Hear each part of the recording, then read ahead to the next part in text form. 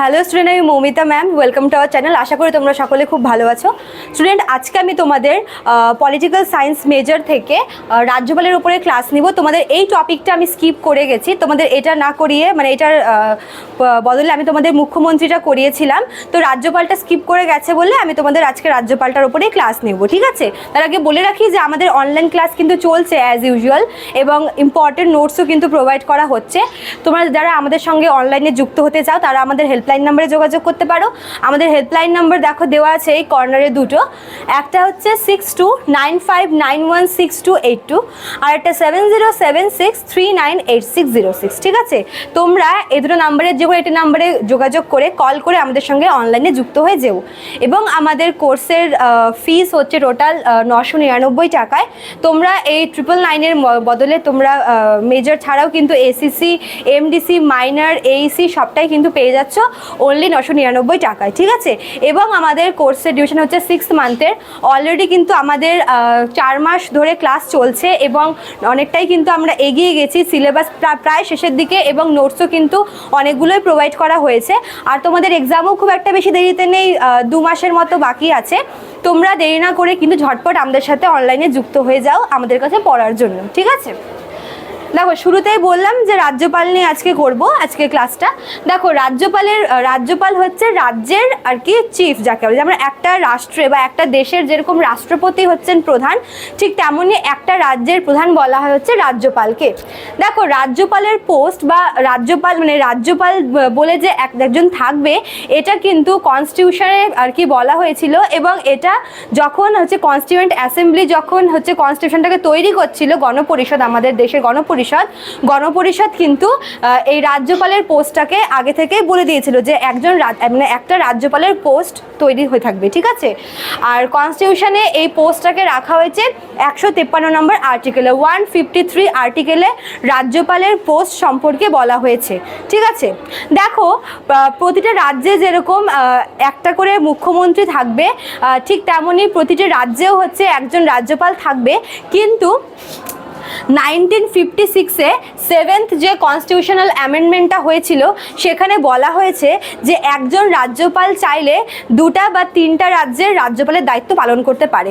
মানে একজন মুখ্যমন্ত্রী যেরকম একটি মাত্র রাজ্যের মুখ্যমন্ত্রী হিসেবে কার্য পরিচালনা করবে, একজন রাজ্যপাল কিন্তু একটা রাজ্যের পাশাপাশি আরও 2-3টা রাজ্যের রাজ্যপাল হিসেবে কার্য সম্পাদন করতে পারবে, ঠিক আছে? এটা 1956-এর 7th অ্যামেন্ডমেন্টে বলা হয়েছিল।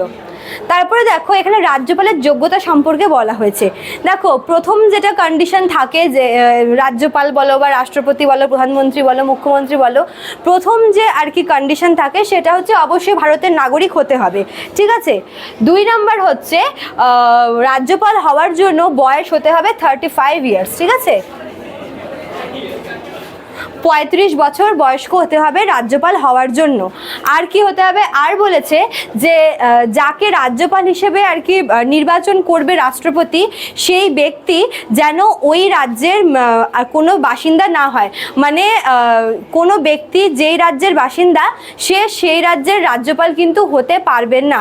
ওই জন্যই মানে যখন কোনো রাজ্যপালকে আর কি নিয়োগ করা হয়, তখন সেই রাজ্যপাল যেই রাজ্যে নিয়োগ করা হচ্ছে সেই রাজ্যের কিন্তু বাসিন্দা হন না, অন্য কোনো ভিন রাজ্যের বাসিন্দা হন, ঠিক আছে? আর কি বলেছে, যেহেতু রাষ্ট্রপতি হচ্ছে রাজ্যপালকে নিয়োগ করে, তাই রাজ্যপালকে নিয়োগ করার আগে রাষ্ট্রপতিকে অবশ্যই সেই রাজ্যের মুখ্যমন্ত্রীর সাথে কিন্তু আলোচনা করতে হবে। মানে রাজ্যপালকে নিয়োগের আগে রাষ্ট্রপতি অবশ্যই মুখ্যমন্ত্রীর সাথে আলোচনা করে নেবে। আচ্ছা, তারপরে দেখো রাজ্যপালের নিয়োগ সংক্রান্ত ক্ষমতা। রাজ্যপাল রাষ্ট্রপতির মতোই হচ্ছে নিয়োগ সংক্রান্ত ক্ষমতা ভোগ করে। যেরকম মনে করো যে রাজ্যপাল হচ্ছে আমাদের রাজ্যের মুখ্যমন্ত্রী, এবং মুখ্যমন্ত্রীর পরামর্শে অন্য যে আরও রাজ্যমন্ত্রীরা আছে তাদেরকে নিয়োগ করে থাকেন। এছাড়াও হচ্ছে আমাদের মানে যে আর কি পাবলিক সার্ভিস কমিশন আছে, রাজ্যের পাবলিক সার্ভিস কমিশন, সেটাও মানে তার মেম্বারদেরও হচ্ছে রাজ্যপাল নিয়োগ করেন। এছাড়া হচ্ছে তোমার অ্যাডভোকেট জেনারেল, অর্থাৎ রাজ্যের যিনি আইনি সর্বশ্রেষ্ঠ উপদেষ্টা, তাকেও কিন্তু রাজ্যপাল নিয়োগ করে থাকেন, ঠিক আছে? আচ্ছা, এবার দেখো কয়েকটা আর্টিকেলে রাজ্যপালের ব্যাপারে আলাদা আলাদাভাবে বলা হয়েছে। যেরকম প্রথমে 155 আর্টিকেল, ঠিক আছে, 155 আর্টিকেলে বলা হয়েছে যে প্রেসিডেন্ট রাজ্যপালকে নিয়োগ করবে, ঠিক আছে।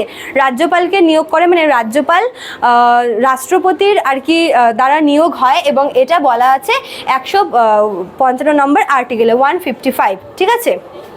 আচ্ছা, তারপরে দেখো কি বলেছে, 159 নম্বর আর্টিকেলে বলেছে যে হাইকোর্টের প্রধান বিচারপতি শপথ বাক্য পাঠ করাবে। এবার রাষ্ট্রপতি যখন রাজ্যপালকে নিয়োগ করছে, রাষ্ট্রপতি কিন্তু রাজ্যপালকে ওথটা পড়ায় না, শপথ বাক্য কিন্তু পাঠ করায় না।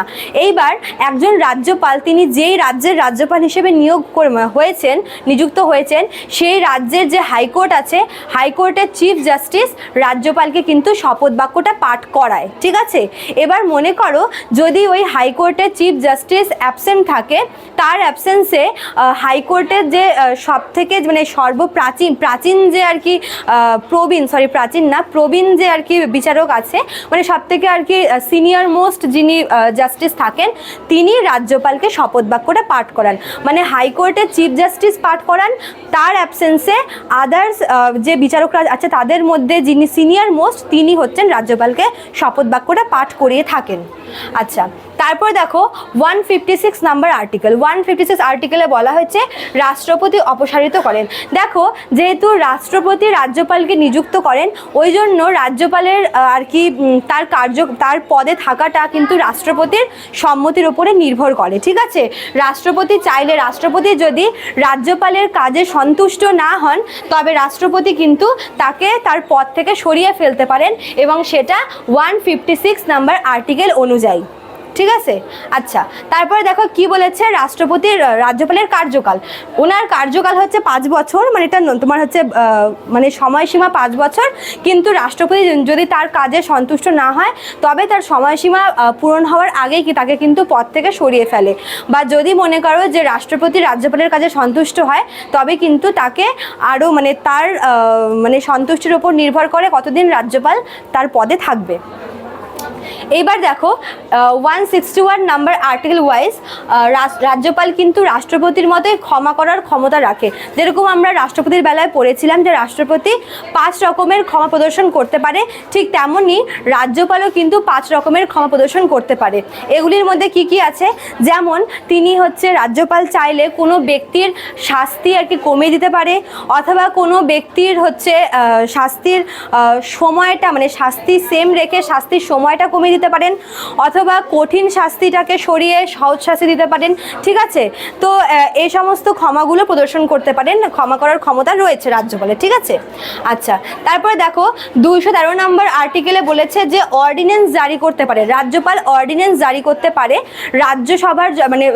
রাজ্য আইনসভার যখন অধিবেশন বন্ধ থাকে সেই সময় কিন্তু রাজ্যপাল অর্ডিন্যান্স জারি করে কত নম্বর আর্টিকেল অনুযায়ী, 213 নম্বর আর্টিকেল অনুযায়ী।